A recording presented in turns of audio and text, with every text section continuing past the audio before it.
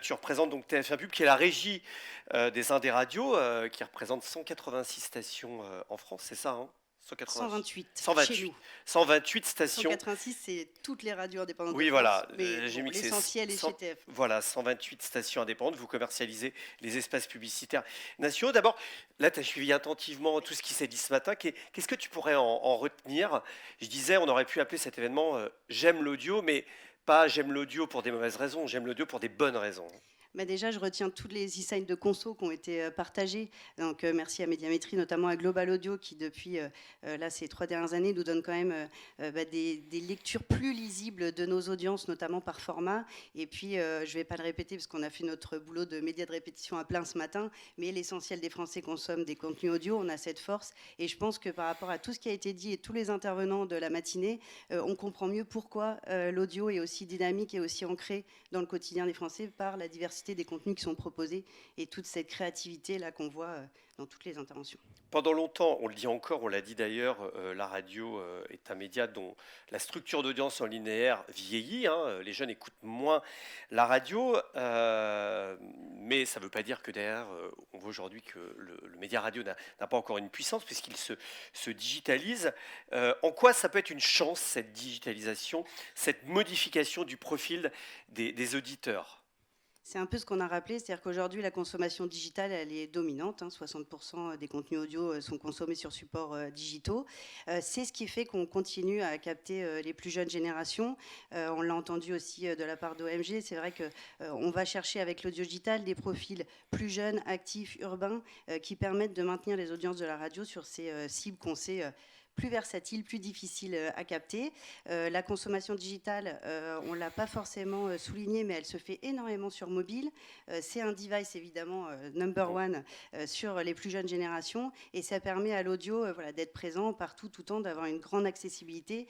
Et c'est ça qu'offre la digitalisation, c'est cette accessibilité du média renforcée notamment en écoute en mobilité qui est notre force principale. On dit que c'est un média fragmenté. Vous avez l'habitude de la fragmentation puisque vous représentez 128 stations. Alors, c'est assez facile de vendre des spots publicitaires sur des écrans puisqu'il y a eu une normalisation et donc une distribution qui existe depuis plusieurs dizaines d'années aux Indes radios. Mais sur le 2 digital, c'était plus compliqué puisque l'offre, elle est encore plus fragmentée puisque chaque station a la maîtrise, a sa maîtrise éditoriale. Hein. Vous n'avez pas le même podcast partout au même endroit. Comment vous avez réussi à vous essayer d'en faire une chance, cette fragmentation, pour avoir une offre lisible sur l'audio digital? C'est une bonne question. Parce que, en fait, le génie des Indés, ça a été sur la radio de se regrouper pour former une offre nationale hein, qui fête ses 30 ans, qui nous a permis de nous imposer sur le marché de la radio linéaire. Et c'est exactement la même mécanique qui a été déployée sur l'audio digital, puisqu'on vend tous les flux digitaux des radios des Indés radios, donc des 128 radios, en une seule offre Quand on audio écoute sur une digitale. appli, par exemple, hein, Exactement, vous allez tous que entendre ce les soit mêmes sur Radio paroles. Player ou leur appli à eux. Et que vous écoutiez FG, Oui FM, Alouette, partout en France, vous aurez le même pré-roll, la même monétisation. Ça n'empêche pas de vendre cette offre. Donc l'essentiel du business, il est structuré avec cette offre qui n'en est qu'une, qui est les indés digitales, qui est classée régulièrement dans le top 3 des audiences ACPM. Mais on peut aussi l'acheter entre guillemets à la carte avec la géoloc, où là on va être extrêmement légitime avec notre maillage territorial important. Et là on va pouvoir utiliser la DCO, la géoloc sur les indés. On a vu, le SRI a dit que le marché publicitaire de digital avait grimpé de 26% en 2024. Croissance à 2 chiffres depuis longtemps. On reste sur des petites données, hein, moins de 100 millions d'euros face à un marché de la radio qui est à 800 millions. D'abord, pourquoi les annonceurs côté TF1 Pub, ils investissent là-dedans? Et pourquoi il y a encore ce frein, c'est-à-dire que ça reste encore un petit marché, le digital? Alors, plusieurs éléments de réponse. Pourquoi ils investissent? Alors, on l'a un peu dit, je pense, dans les interventions précédentes, mais aujourd'hui, il y a encore une grosse partie du business audio-digital qui est structurée par le business radio. Et le marché de la radio, il faut le dire, depuis 3 ans, il va très bien, porté par la dynamique de la distrib, du retail, de l'automobile, des problématiques d'inflation et de pouvoir d'achat qui sont plutôt porteuses pour le média radio, et ça rejaillit évidemment sur l'audio-digital. Le deuxième facteur clé, on va dire, de succès, c'est l'organisation des agences, et j'étais très contente d'entendre Magali annoncer le lancement OMG Audio, parce que c'est vrai que cette structure, cette expertise qui a été développée par les agences médias pour proposer aux annonceurs des recommandations totales audio, elle a clairement fait bouger les choses depuis quelques années. Elle nous a permis voilà, de montrer aux annonceurs l'efficacité de ce média et la complémentarité de l'audio digital à la radio. Donc ça, c'est pour la partie pourquoi ils investissent l'audio digital. Et puis après, il y avait l'autre question qui est mais pourquoi ça reste aussi petit, entre guillemets. Alors ça augmente quand même, tu l'as dit, plus 26% énormément chaque année, mais il y a eu un petit reproche, enfin un gros reproche d'ailleurs, assez légitime, qu'on a fait au marché, qui était son déficit en termes d'études et de KPI de performance. On a vu que ça bougeait. Hein. Et ça bouge, voilà. Donc c'est ça que je voulais dire. Il y a anciennement Bureau de la radio, pardon. Anciennement Bureau de la radio et nouvellement Alliance, énormément d'initiatives sur la production d'études d'efficacité. Il y a quelques années, une étude sur le ROI de la radio qui est toujours d'actualité, qui montrait des très très hauts scores de ROI, notamment pour la distribution et l'automobile. Et on a plus récemment produit, pas moi, le bureau de la radio, une étude sur la mesure de l'attention en radio, avec je vous invite à aller la retrouver sur le site de l'Alliance, qui partage des insights extrêmement intéressants sur cette bataille de l'attention dont tous les médias s'emparent. Mais je crois qu'on a entendu aussi ce matin que c'était la grande force de l'audio. Alors, il y a l'innovation. On a vu beaucoup de choses ce matin, l'IA, la data et la créa. On a vu juste avant à quel point la création était importante et c'est peut-être une des raisons pour lesquelles ça a un marché qui a peut-être pas autant augmenté que sa valeur réelle, c'est-à-dire la création. Vous avez travaillé sur l'Audiolab, je crois, avec IRCAM Amplify. En quoi une régie pub, elle est légitime pour travailler sur ces sujets-là autour de l'innovation créative? Alors l'Audiolab, il a une vision un peu plus large que juste la création. Il a une première partie très structurante qui était une réponse à un besoin de pédagogie des annonceurs sur comment j'y vois plus clair dans ce marché de l'audio qui est en pleine, on l'a dit, qui vit sa révolution, qui est en pleine mutation. C'est vrai qu'on voit ce matin la diversité des acteurs, des contenus.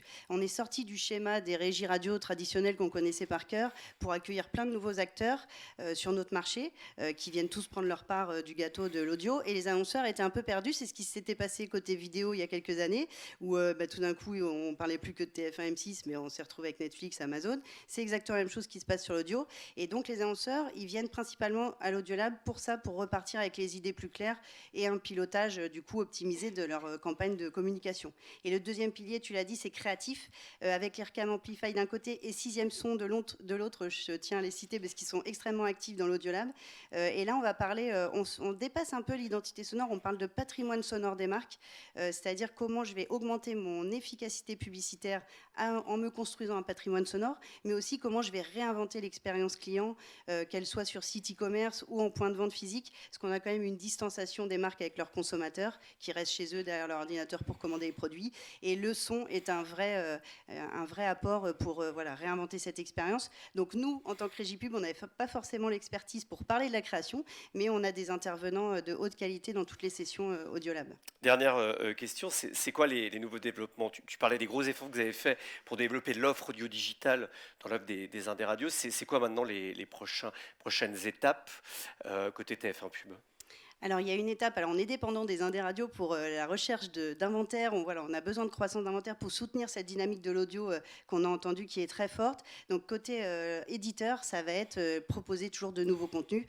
Tu l'as dit, on a une agglomération de radios locales et régionales. On a des marques fortes qui déploient aussi des galaxies de podcasts. Tout ça, c'est du contenu qui est créé chaque année, du nouveau contenu et qui vient, on va dire, augmenter notre inventaire. Ça, c'est le premier enjeu. Donc, on discute beaucoup avec les indés sur les nouveaux formats à produire de leur côté pour avoir un inventaire qui grandit. Y compris au-delà de l'audio, par exemple, de la vidéo, par exemple? Alors, la vidéo, ça dépend des radios. Il y a beaucoup de radios qui font des productions vidéo d'interviews filmées quand on a des personnalités dans les studios et de live acoustique. Donc, ils gèrent déjà des contenus vidéo sur leur site propre. Et nous, d'ailleurs, on va travailler sur ce sujet à mieux les monétiser qu'on le fait aujourd'hui. Et puis après, ta deuxième question qui était... les prochains produits. Les prochains développements. Donc, on a parlé beaucoup de data. Je rappelle quand même que la radio, traditionnellement, est un média non logué, gratuit, donc la remontée de data n'était pas sa force numéro 1, c'est pas natif. Beaucoup d'acteurs sont déjà en ordre de marche. Les indés, c'est un petit peu plus long parce qu'on va remonter la donnée 228 radios, mais ça y est, on est à la fin du chantier. Les indés ont contractualisé avec Cyrdata, qui est un data provider extrêmement connu sur le marché, qui permet de construire des segments, notamment intentionnistes, extrêmement solides. Et donc, on ouvre la commercialisation au mois de juin 2025. Ça, c'est un chantier dont on est assez fier parce qu'on aura une data solide, qu'on a travaillé de A à Z avec l'éditeur et qui va nous permettre de nous remettre à niveau dans le marché publicitaire où les annonceurs demandent, et c'est très légitime, de mieux qualifier les impressions audio-digitales. Merci beaucoup, Céline. Et merci à toi de l'invitation.